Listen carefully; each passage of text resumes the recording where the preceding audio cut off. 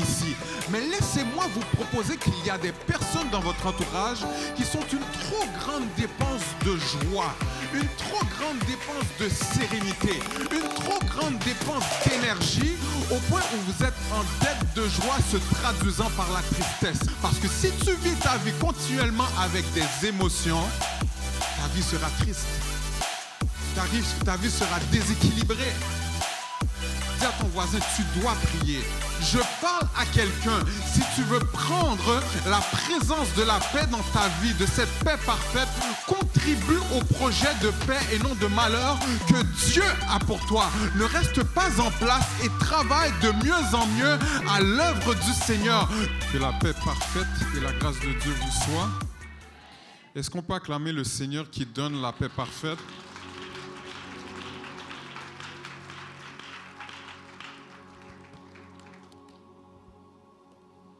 Est-ce qu'on peut l'acclamer mieux que ça? Maintenant. Merci Seigneur. Êtes-vous prêts pour la parole? Nous allons aller ensemble à travers la parole dans quelques instants. Juste avant, est-ce qu'on peut acclamer l'onction sur les hommes de Dieu, mais surtout de nos évêques, le pasteur Aramus et le pasteur Caleb, qui font un travail incroyable dans la vigne du Seigneur. Que le Seigneur vous bénisse. Et est-ce qu'on peut allonger les mains vers le pasteur Caleb et le pasteur Aramus et dire la santé au nom de Jésus? Avec plus de conviction, santé au nom de Jésus. Que cela soit votre portion en 2025. Amen. Frères et sœurs, vous savez, en tant qu'enseignant, pour vous qui avez des enfants, le matin, vous recevez probablement des appels lorsque votre enfant est absent. Et ça, eh bien, c'est parce que nous, en tant qu'enseignants, nous avons cette pratique que nous faisons à chaque matin, à chaque après-midi, qui est de prendre les présences de notre groupe. Amen. Et cela nous permet en fait de savoir qui est présent pour que nous puissions dispenser l'enseignement et de quelle manière nous allons reprendre avec ceux qui sont absents. Et ce matin, le Seigneur, toujours dans le thème de la paix parfaite, veut nous faire comprendre que le titre de son message est « La paix répond présent ». Dis à ton voisin, la paix répond présent. Tu t'es trompé de voisin, dis à ton autre voisin, la paix répond présent. Et nous allons tous ensemble ouvrir nos Bibles en 2 Thessaloniciens, chapitre 3, le verset 16. 2 Thessaloniciens, chapitre 3, le verset 16. Vous y êtes? Si on peut mettre à l'écran 2 Thessaloniciens, chapitre 3, le verset 16, je lis pour vous. Que le Seigneur de la paix vous donne lui-même la paix en tout temps, de toute manière. Que le Seigneur soit avec vous tous. Je répète, que le Seigneur de la paix vous donne lui-même la paix en tout temps, de toute manière. Que le Seigneur soit avec vous tous. Parole du Seigneur. La paix répond présent. La paix répond. Vous pouvez vous asseoir. La paix répond présent. Lorsqu'on parle de l'épître aux Thessaloniciens, il est inévitable pour nous de prendre le temps de s'intéresser à la ville de Thessalonique. La compréhension de cette ville nous permet de mieux comprendre les écrits de l'apôtre Paul et de mieux les appliquer à la vie chrétienne. Et je sais que ce matin, je n'ai pris qu'un seul verset. Ne vous inquiétez pas, nous allons le mettre en contexte en utilisant le livre d'Actes des Apôtres et le livre de 1 Thessaloniciens et 2 Thessaloniciens. Donc la compréhension de cette ville nous permet de mieux comprendre les écrits de l'apôtre Paul et de mieux les appliquer à la vie chrétienne. La ville de Thessalonique se trouve en Macédoine. À l'époque de l'apôtre Paul, c'est une ville très prospère parce que son emplacement géographique permet d'effectuer des affaires économiques sans trop de tracas, puisque les voies maritimes et terrestres étaient faciles d'accès. Cette ville était aussi importante que Corinthe, que nous connaissons très bien, et Éphèse. Par Thessalonique, il était facile d'accéder à plusieurs autres villes par voie terrestre. Si vous vouliez passer de Rome jusqu'à l'Orient, il fallait passer par la ville de Thessalonique en empruntant une voie que l'apôtre Paul a utilisée, qu'on appelle la voie égnatienne. Sa position géographique était donc excellente d'un point de vue économique, politique et militaire. Du temps de l'apôtre Paul, cette ville était la plus peuplée. Selon certaines estimations, à son époque, il y avait près de 200 000 habitants qui y résidaient. Paul prêcha donc à Thessalonique pour la première fois lors de son deuxième voyage missionnaire. Après avoir essayé d'aller vers certains endroits sans succès, l'apôtre Paul se dirige avec ses compagnons ministériels à Troas. Et c'est à cet endroit qu'il reçut une vision d'un homme qui se trouvait en Macédoine et qui avait besoin d'aide selon Actes chapitre 16, les versets 9 et 10 qui nous disent « Pendant la nuit, Paul eut une vision. Un Macédonien lui apparut et lui fit cette prière. « Passe en Macédoine, secours-nous !» Après cette vision de Paul, nous cherchâmes aussitôt à nous rendre en Macédoine, concluant que le Seigneur nous appelait à y annoncer la bonne nouvelle. Ils vont donc s'y diriger et débuter leur mission en Macédoine dans la ville de Philippe, là où l'église des Philippiens a été établie et qui était une des villes les plus importantes de la Macédoine. Après plusieurs péripéties, telles que le tremblement de terre dans la prison où ils chantaient Paul et Silas les louanges du Seigneur, ils quittent Philippe et se rendent à 160 km à l'ouest pour arriver à la prochaine ville la plus importante, Thessalonique.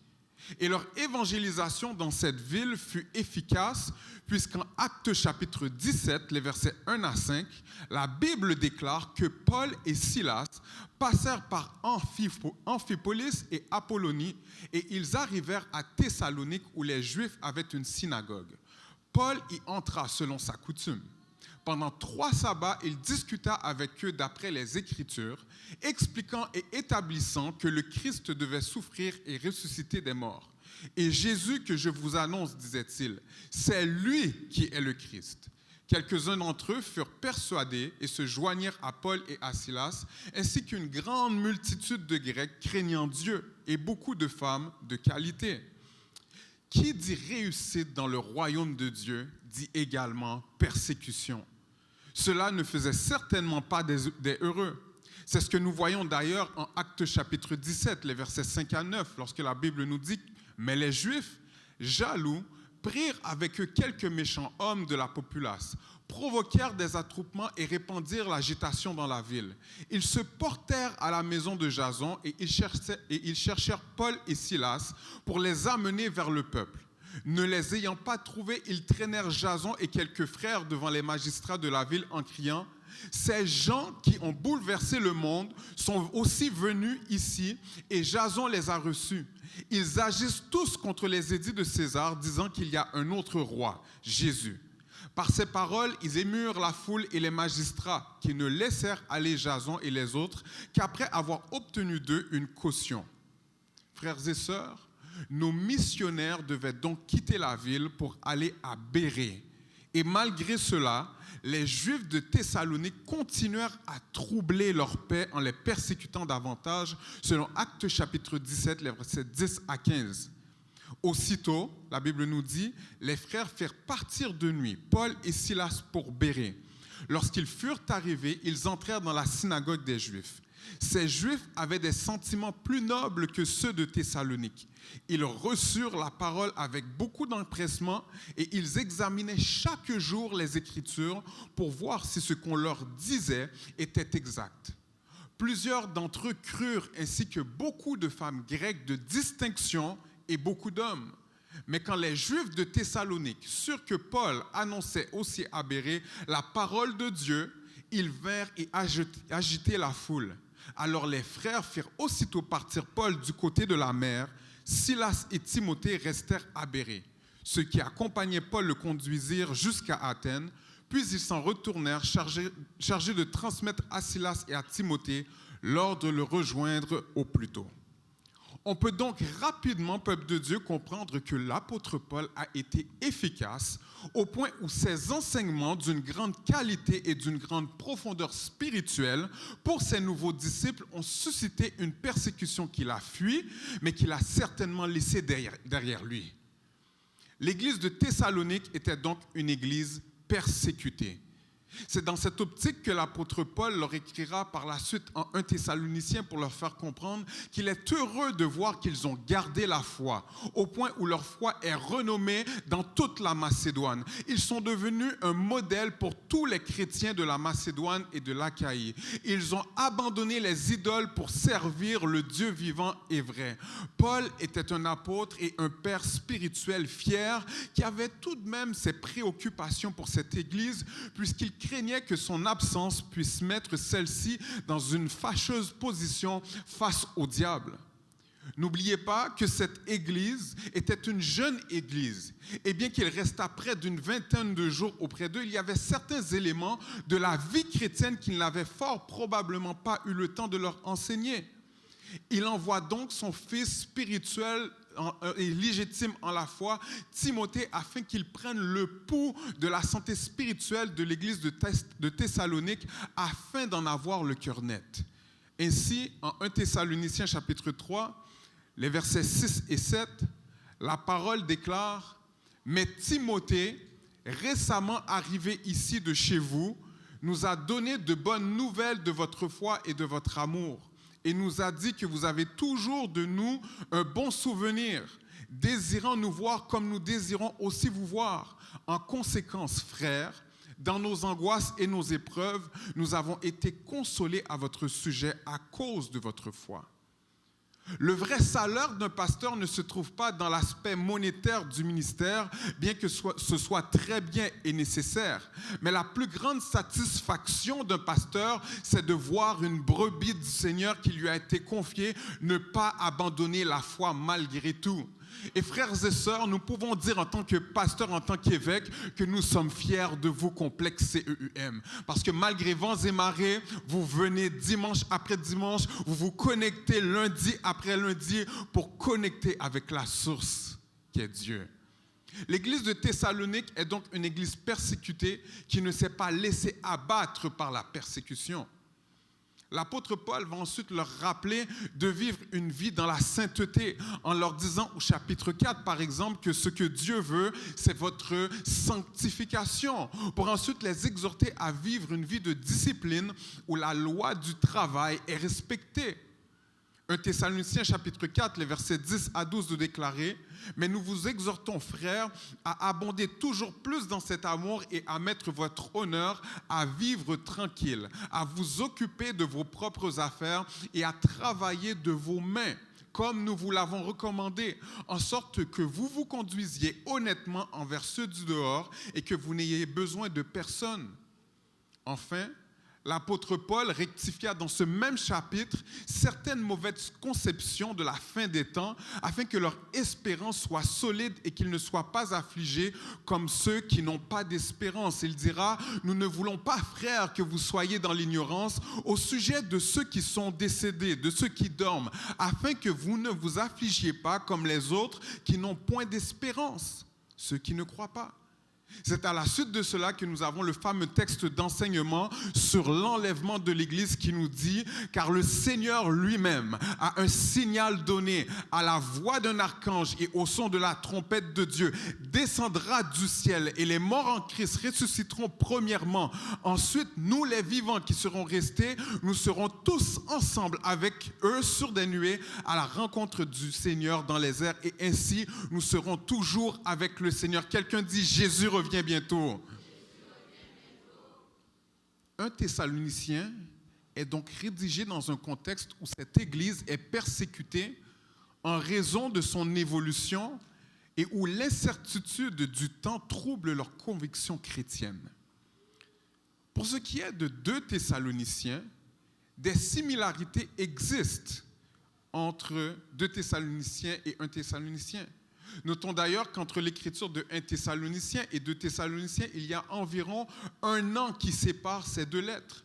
l'apôtre Paul reçoit un deuxième rapport concernant la santé spirituelle de cette église et décide d'écrire à nouveau aux Thessaloniciens à ce sujet. Une fois de plus, nous pouvons constater que la persécution n'a pas cessé et que malgré tout, leur foi augmente. 2 Thessaloniciens chapitre 1, les versets 3 à 4 de déclarer « Nous devons, frères, rendre continuellement grâce à Dieu à votre sujet, comme cela est juste, parce que votre foi fait de grands progrès et que l'amour de chacun de vous tous à l'égard des autres augmente de plus en plus.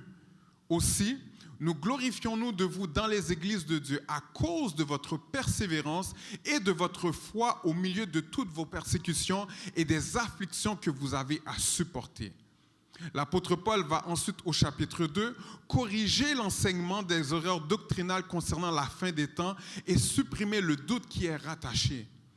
Les persécutions qu'il vivait les mettaient, frères et sœurs, en position de croire qu'il vivait la grande tribulation. Et les mauvais enseignants de l'époque leur disaient qu'ils vivaient bel et bien cette période de la fin des temps.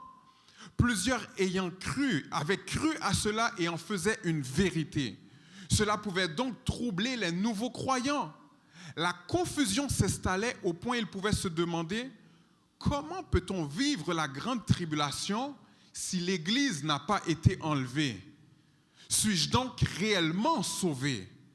L'enseignement de l'apôtre Paul sur l'enlèvement de l'Église était-il erroné? » Paul va donc apporter une correction apostolique sur l'eschatologie qui les calmera, pour ensuite apporter des corrections sur la discipline de vie, parce que cette erreur doctrinale avait créé du désordre dans l'église de Thessalonique. Quel était ce désordre? Eh bien, imaginez-vous, frères et sœurs, que cette erreur doctrinale emmena plusieurs chrétiens à ne plus travailler. À ne plus travailler parce qu'ils croyaient que Jésus allait revenir dans très peu de temps. Ces chrétiens paresseux, ces chrétiens parasites, dépendaient donc des chrétiens qui travaillaient fort. Ils n'avaient pas pris l'exemple des apôtres qui avaient le droit de vivre de leur renseignement et qui ne l'ont pas fait pour leur montrer l'exemple en travaillant de leurs propres mains. C'est la raison pour laquelle l'apôtre Paul est plus tranchant en ce qui concerne la loi du travail, en leur disant qu'il faut travailler, en leur disant de ne plus être à charge de ces personnes afin qu'ils puissent avoir honte. Et je vous invite à aller lire ce passage et de comprendre, en fait, frères et sœurs, que il dit, si quelqu'un n'obéit pas à ce que nous disons par cette lettre, notez-le et n'ayez point de communication avec lui afin qu'il éprouve de la honte. Ne le regardez pas comme un ennemi, mais avertissez-le comme un frère. Frères et sœurs, imaginez-vous que vous venez de faire l'épicerie et qu'un frère ou qu'une sœur vienne chez vous, ouvre votre frigidaire et se sert sans se restreindre. C'est toi qui as travaillé 40, 50, 60 heures pour nourrir ta famille. Cette personne n'a rien contribué, n'a contribué à quoi que ce soit, mais les collations des enfants sont dans sa bouche et elle brasse la nourriture de tes enfants. Cette bouche-là, bon à faire. Cette bouche-là, bon à faire. Maintenant, ça arrive une fois, 2 fois, 3 fois, de multiples fois. Tu finis par te lasser et tu commences à cacher ton épicerie dans la voiture pour éviter d'être dévalisé. Dis à ton voisin, problème. Et malheureusement, ce sont ces situations qui empêchent d'autres personnes dans le besoin de recevoir de ton aide parce que tu te restreins. C'est dans cette optique, et c'est ce qui se passait à l'époque, c'est dans cette optique que l'apôtre Paul mentionne « Ne vous lassez pas de faire le bien ». Mais être chrétien ne veut pas dire être crétin. Si tu as besoin d'aide, pas de problème, je vais t'aider. Mais ton urgence ou ton manque d'organisation ne peut pas devenir ma priorité et occasionner un manque de paix dans ma vie. L'apôtre Paul nous fait donc comprendre qu'il y a des personnes qui sont une grave dépense pour notre portefeuille et que l'on doit les gérer en les éloignant dans l'amour. Certes, il s'agit d'argent ici, mais laissez-moi vous proposer qu'il y a des personnes dans votre entourage qui sont une trop grande dépense de joie, une trop grande dépense de sérénité, une trop grande dépense d'énergie au point où vous êtes en dette de joie se traduisant par la tristesse, en dette de sérénité se traduisant par de l'inquiétude, en dette d'énergie se traduisant par de la fatigue. En 2025, plusieurs personnes devraient remercier Dieu d'avoir fait un ménage dans leur entourage parce que certaines personnes vous mettent en déficit. Sois donc une bénédiction pour tes frères et sœurs et évite de leur donner une migraine. La Bible nous dit en Romains chapitre 12, les versets 17 et 18, ne rendez à personne le mal pour le mal. Recherchez ce qui est bien devant tous les hommes. S'il est possible, autant que cela dépend de vous, soyez en paix avec tous les hommes. Mon conseil pour toi, c'est de comprendre que tu es une bénédiction pour l'autre. On dit que c'est la bénédiction de l'Éternel qui enrichit et qu'il ne la fait suivre d'aucun chagrin, que ta présence auprès des autres ne les emmène pas dans un déficit de joie, un déficit de paix, un déficit monétaire, un déficit de sérénité. Que ta présence enrichisse la vie de tes frères et sœurs par la joie, par la paix, et etc. Dis à ton voisin, sois une bénédiction pour moi. Ne soyons pas des chrétiens safes. Soyons des chrétiens généreux qui, par notre présence, emmènent richesse, prospérité dans la vie de nos frères et sœurs. Les chrétiens de Thessalonique étaient donc troublés de l'externe et de l'interne. C'est donc à ce moment bien précis, et je vous emmène à quelque part, que l'apôtre Paul va leur dire en 2 Thessaloniciens chapitre 3, le verset 16, que le Seigneur de la paix vous donne lui-même la paix en tout temps, de toute manière. Que le Seigneur soit avec vous tous. Et nous commençons à travailler. Nous allons y aller étape par étape et nous allons continuer avec que le Seigneur de la paix. Quelqu'un dit que le Seigneur de la paix. Lorsqu'on parle du titre de Seigneur, il faut comprendre que cela fait référence à une personne qui possède et dispose d'une chose. C'est celui à qui une personne ou une chose appartient. On comprend donc par ce thème que c'est Dieu qui détient la paix parfaite. La paix appartient à Dieu et il la donne à ses enfants. À chaque année, frères et sœurs, le prix Nobel de la paix est décerné à une personne ou, sauf exception, à un organisme. Bien que ce soit une belle chose, bien que ce soit pour encourager les différents acteurs à emmener la paix dans le monde, nous pouvons tous être en accord pour dire qu'ils ne peuvent emmener la paix parfaite. Ils ne peuvent dire que la paix répondra présente dans le conflit israélo-palestinien. Ils ne peuvent pas dire que la paix répondra présent dans le conflit Russie-Ukraine parce qu'ils ne sont pas seigneurs de la paix. D'ailleurs, les statistiques prouvent qu'entre 2009 et 2023, le nombre de conflits armés a presque doublé. Si la paix provenait d'un homme, je crois donc qu'il faudrait questionner cet homme sur ses motivations parce qu'actuellement, ça ne fonctionne pas. Nous devons donc, en tant que chrétiens, quelle est l'application? Nous devons donc, en tant que chrétiens, de reconnaître que la source de la paix se trouve en celui qui la possède et non en ceux qui essayent de l'avoir. Nous devons donc, en tant que chrétiens, de reconnaître que la source de la paix ne se trouve pas en une habitude, ne se trouve pas dans un certain mode de vie, ne se trouve pas dans l'abus de substances, etc., mais que la source de ta paix se trouve dans le Seigneur Jésus. La vraie paix, c'est le Seigneur de la paix qui la possède et qui en dispose. C'est dans cette optique, frères et sœurs, que Paul dit également dans ce verset, par la suite, vous donne lui-même la paix. Disons ensemble, vous donne lui-même la paix. Ici, le mot-clé, c'est lui-même. Lui-même, c'est un pronom personnel qui doit nous interpeller. Parce que l'apôtre Paul aurait pu écrire que le Seigneur de la paix vous donne la paix. Pourquoi donc le Saint-Esprit l'a inspiré à ajouter lui-même? Sachez, frères et sœurs, que lui-même a deux fonctions.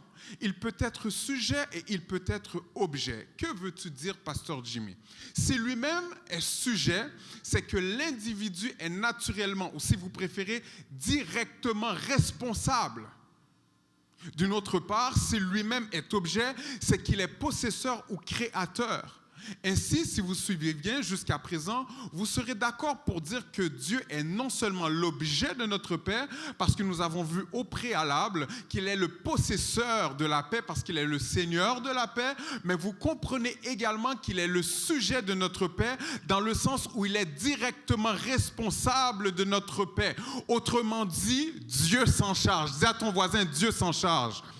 Le psaume 131 de déclarer « L'Éternel, je n'ai ni un cœur qui s'enfle, ni des regards hautains. Je ne m'occupe pas de choses trop grandes et trop relevées pour moi. » Comme le pasteur Jean-Marie Hercule l'avait dit la semaine passée, ce n'est pas mon problème. Le verset 2 nous dit « Loin de là, j'ai l'âme calme et tranquille, comme un enfant sevré qui est auprès de sa mère. J'ai l'âme comme un enfant sevré. » Israël, mets ton espoir en l'Éternel dès maintenant et à jamais. Complexe CEUM, mets ton espoir en l'Éternel dès maintenant et à jamais. Tu dois arriver dans une dimension où tu laisses Dieu faire son affaire. On ne parle pas ici de ne pas faire sa part et de s'en foutre. On parle d'avoir cette attitude où nous reconnaissons que nous devons attendre Dieu lorsque nous sommes limités.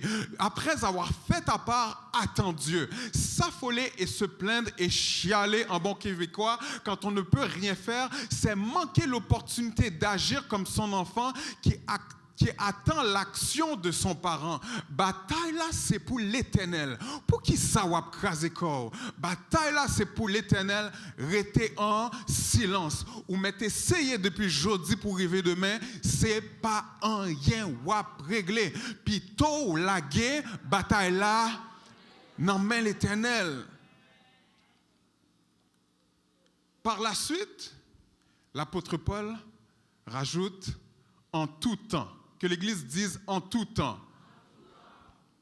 C'est là que ça devient intéressant pour nous, parce qu'en réalité, prendre la présence de la paix, c'est déterminer quels sont ces temps. Ecclésiaste chapitre 10 nous dit qu'il y a un temps pour tout, un temps pour toutes choses sous les cieux, un temps pour naître et un temps pour mourir. Un temps pour planter et un temps pour arracher ce qui a été planté. Un temps pour tuer et un temps pour guérir. Un temps pour abattre et un temps pour bâtir. Un temps pour pleurer et un temps pour rire. Un temps pour se lamenter et un temps pour danser. Un temps pour lancer des pierres et un temps pour ramasser des pierres. Un temps pour embrasser et un temps pour s'éloigner des embrassements. Un temps pour chercher et un temps pour perdre. Un temps pour garder et un temps pour jeter. Un temps pour déchirer et un temps pour coudre. Un temps pour se taire et un temps pour parler. Un temps pour aimer et un temps pour haïr. Un temps pour la guerre et un temps pour la paix. Dans ce texte, en l'étudiant, Ecclésiaste chapitre 3, j'ai éprouvé une difficulté à comprendre un temps pour la guerre et un temps pour la paix. Parce qu'on a l'impression, en regardant ce texte, que si c'est le temps d'une chose, c'est l'exclusion d'une autre. Par exemple, si c'est le temps de pleurer, on exclut automatiquement le rire de l'équation. Amen. Mais lorsque l'apôtre Paul disait que le Seigneur de la paix vous donne lui-même la paix en tout temps, le mot-clé ici, c'est tout. Tout dans le sens d'entièreté. Ainsi, nous devons comprendre la phrase comme suit. Que le Seigneur de la paix vous donne lui-même dans l'entièreté du temps.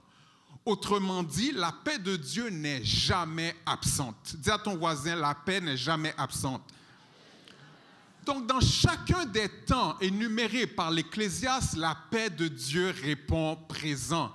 Même quand tu pleures, tu ne pleures pas comme les autres parce que la paix de Dieu répond présent. Même quand il y a la guerre, la paix de Dieu répond présent. Même quand il y a des persécutions, la paix de Dieu répond présent. Même quand la mort se présente, la paix de Dieu répond présent parce que tu as une espérance, tu deviens donc inébranlable. J'ai entendu une histoire hier qui m'a béni, je vous la partage. L'histoire nous est donnée d'un pasteur qui, un dimanche, lors de son sermon, mentionna « J'ai une nouvelle à vous annoncer.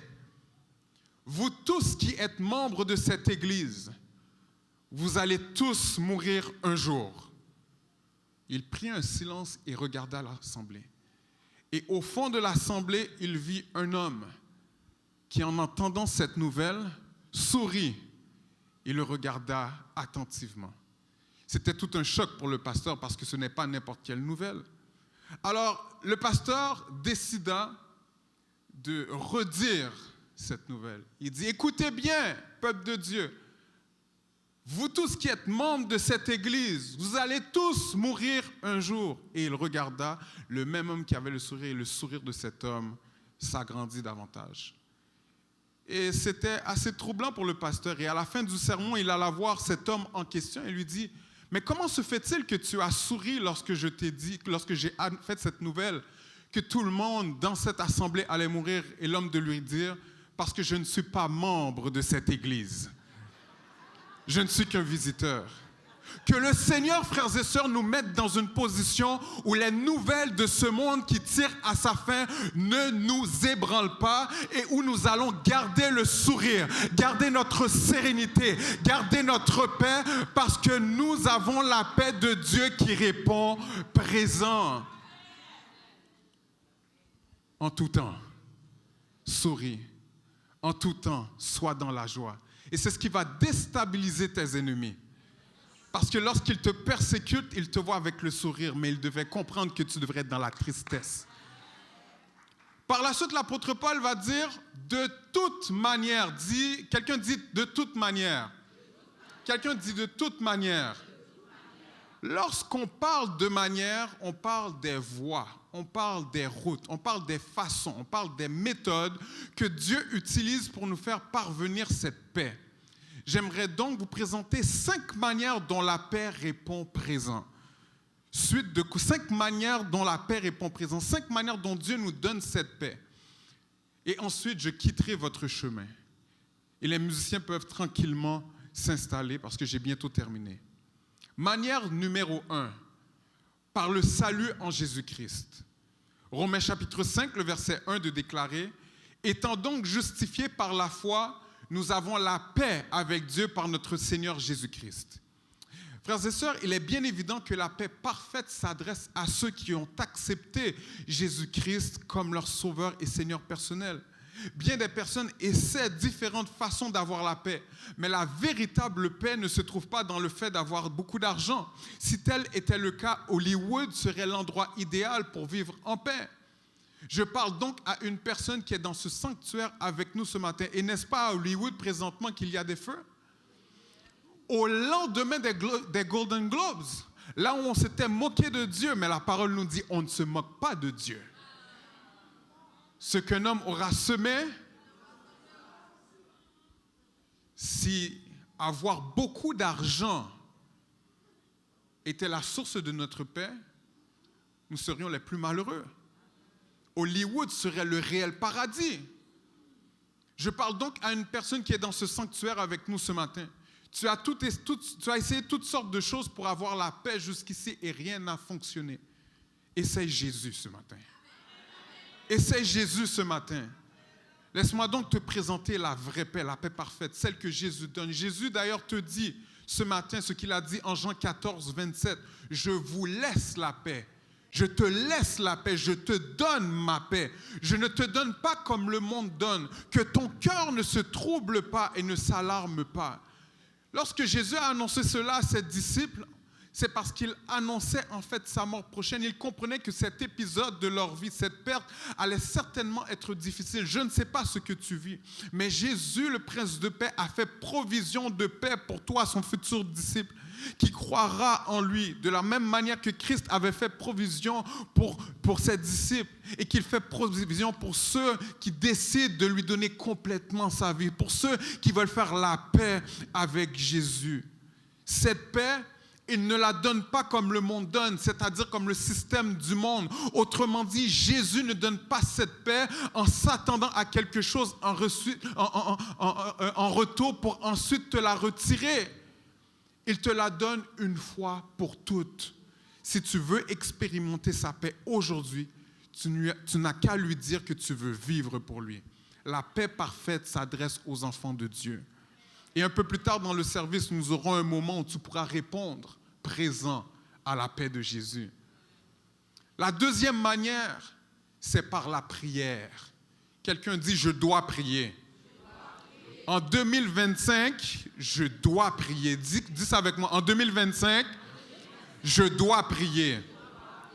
Philippiens chapitre 4, les versets 6 et 7 de déclarer « Ne vous inquiétez de rien, mais en toute chose, faites connaître vos besoins à Dieu par des prières et des supplications avec des actions de grâce. Et la paix de Dieu, qui surpasse toute intelligence, gardera vos cœurs et vos pensées en Jésus-Christ. » La prière appelle la présence de la paix dans nos vies et ce n'est pas n'importe quelle paix qui se présentera. Cette paix surpasse toute intelligence. L'intelligence ici, c'est ce qui paraît logique ou du moins ce qu'on appelle l'entendement humain. Autrement dit, tu devrais t'affoler.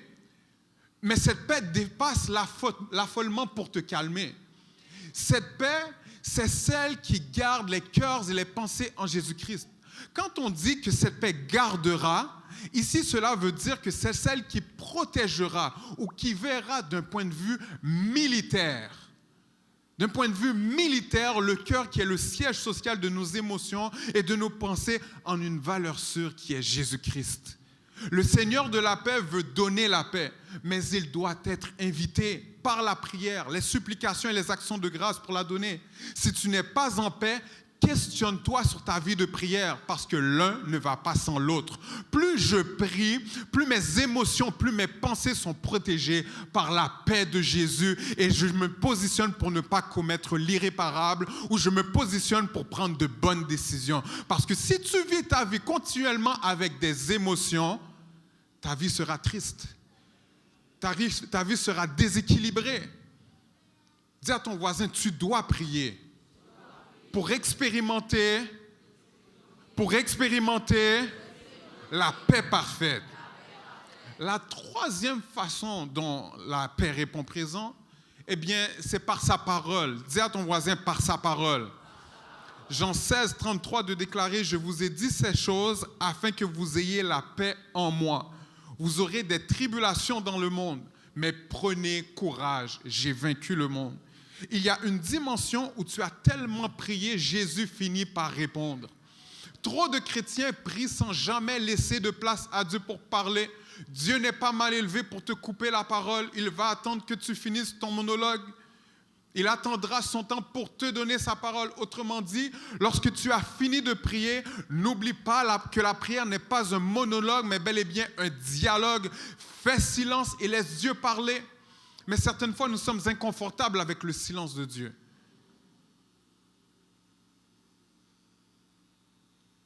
Laisse Dieu te parler ce matin. Là, certaines personnes devaient croire qu'il a oublié son texte. Non, c'est le silence de Dieu. Autrement dit, laisse Dieu parler. Il y a une parole que Dieu veut te donner pour te réconforter. Il y a une parole que Dieu veut te donner pour te calmer. Il y a une parole que Dieu veut te donner. Laisse-le parler. La quatrième manière, c'est par la foi en Dieu. Dis à ton voisin, aie la foi. Isaïe 26, le verset 3 de déclarer, « À celui qui est ferme dans ses sentiments, tu assures la paix. La paix parce qu'il se confie en toi. » Tu as prié, tu as entendu sa parole, tu l'as accepté comme ton sauveur personnel et tu doutes encore. C'est bien évident que ça peut avoir de la difficulté à garder ton cœur. Il vient un temps où il faut apprendre à prendre la décision de croire Dieu. Parce que ce que sa bouche a dit, ne soyons pas de ceux qui ne prennent pas Dieu au mot. Dieu utilise la manière de la foi pour que nos pensées ne soient pas fixées sur ce qui nous manque, mais sur ce que nous avons, c'est-à-dire le Dieu qui pourvoit, le Dieu qui guérit, le Dieu qui restaure, le Dieu qui délivre. Si tu as Dieu, tu as tout ce qu'il te faut. Aie la foi et sois en paix. Musiciens, vous pouvez revenir. c'est la dernière manière dont Dieu nous montre que la paix répond présent. Il répond par les projets de paix. Dis à ton voisin, les projets de paix. Jérémie chapitre 29, le verset 11 de déclarer, « Car je connais les projets que j'ai formés sur vous, dit l'Éternel, projets de et non de malheur, afin de vous donner un avenir et de l'espérance. » Ce verset arrive dans un contexte, frères et sœurs, où le peuple d'Israël est en captivité par les Babyloniens de Nebuchadnezzar. Des prophètes s'amusaient à mentionner que l'Éternel allait les délivrer rapidement de cette invasion. Mais le prophète de l'Éternel en Jérémie n'avait pas cette version, n'avait pas cette prophétie, n'avait pas ce « ainsi parle l'Éternel ». Au contraire, Israël devait être sous captivité aussi longtemps que l'Éternel en avait décidé. C'est une situation qui pouvait être assez anxiogène, assez difficile et pas agréable. Mais au chapitre 29, les versets précédents, les versets plus hauts, l'Éternel mentionne par l'entremise du prophète Jérémie « Bâtissez des maisons et habitez-les. Plantez des jardins et mangez-en les fruits. Prenez des femmes et engendrez des fils et des filles. Prenez des femmes pour vos fils et donnez des maris à vos filles afin qu'elles enfantent des fils et des filles. Multipliez là où vous êtes et ne diminuez pas. Recherchez le bien de la ville où je vous ai mené en captivité et priez l'Éternel en sa faveur parce que votre bonheur dépend du sien. » Il leur dira ensuite de ne pas écouter, frères et sœurs, les prophètes qui leur annoncent des mensonges parce qu'il fallait que 70 années de captivité s'écoulent avant de passer à autre chose. C'est dans cette optique que l'Éternel leur dira au verset 11, « Car je connais les projets que j'ai formés sur vous, dit l'Éternel, projets de paix et non de malheur, afin de vous donner un avenir et de l'espérance. » Autrement dit, tu ne peux pas rester là à juste rien faire parce que tu es troublé. Dans le cas du peuple d'Israël, lorsqu'il dit « rechercher le bien de la ville », le mot « bien » se traduit par « shalom » qui veut dire paix. Rechercher la paix de la ville, comment? En participant activement au projet de Dieu dans ma vie pendant que je suis en captivité, pendant que je suis dans la maladie. Je parle à quelqu'un. Si tu veux prendre la présence de la paix dans ta vie, de cette paix parfaite, contribue au projet de paix et non de malheur que Dieu a pour toi. Ne reste pas en place et travaille de mieux en mieux à l'œuvre du Seigneur. Ne reste pas en place à te lamenter sur ton sort parce que tu es captif, parce que tu es malade, parce que tu n'as pas d'argent, parce que tu es seul, parce que tu es célibataire. Non! Participe au projet de paix et tu trouveras le temps moins long à attendre ta délivrance. Imaginez attendre 70 ans pour que tu sois délivré. Il y a de quoi ne pas être en paix parce que tu te dis, quand est-ce que le Seigneur va me délivrer? Jusqu'à quand? Jusqu'à quand? Jusqu'à quand? Mais la paix répond présent lorsque nous sommes en action selon le plan de Dieu. Et je m'apprête à terminer parce que si nous retournons ensuite dans le texte de 2 Thessaloniciens chapitre 3, le verset 16, nous voyons que l'apôtre Paul finit ensuite le verset en disant que le Seigneur soit avec vous tous. C'est bien évident parce que la Bible nous dit en Éphésiens chapitre 2, le verset 14, qu'il est notre paix, qu'il est notre paix. Jésus est notre paix et par conséquent, Dieu est notre paix. Sa présence, c'est la présence de la paix. C'est ce qui fait en sorte que la paix répond toujours présent parce que Dieu est omniprésent. Il est 24 heures sur 24 à tes côtés. Le problème, c'est que certaines fois, Dieu est juste en arrière de toi et tu n'as qu'à te retourner pour dire le secours de l'Éternel me vient de celui qui a fait les cieux et la terre. Complexe CUM, je suis extrêmement content d'avoir pu vous annoncer cette bonne nouvelle, mais ce matin, j'aimerais te dire que la paix de Dieu vous soit. Ce matin, j'aimerais te dire la paix, bon Dieu, avec. Ce matin, j'aimerais te dire avec de l'argent, c'est la paix. Sans l'argent, c'est la paix. Dans la joie, c'est la paix. Dans la tristesse, c'est la paix. La paix, mon Dieu. La paix, mon Dieu, avec. La paix, mon Dieu, avec.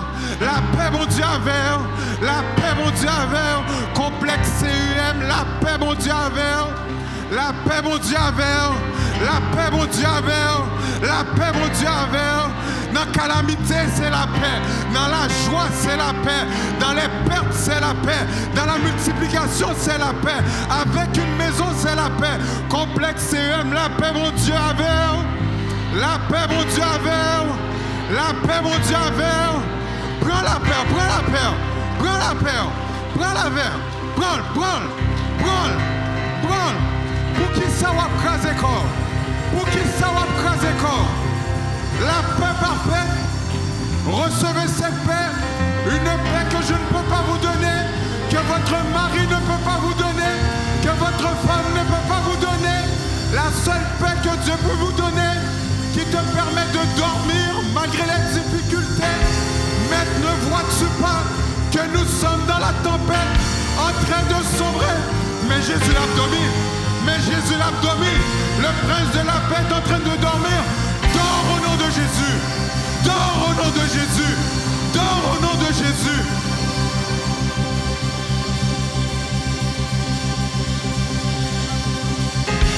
Parfaite paix, douce paix, même dans la plus sombre nuit. Jésus mon sauveur me dit sois sans crainte, je suis la lumière de qui me suit. Voici je vous donne ma paix, je ne vous la donne pas comme le monde la donne, que votre cœur ne se trouble point et ne s'alarme point.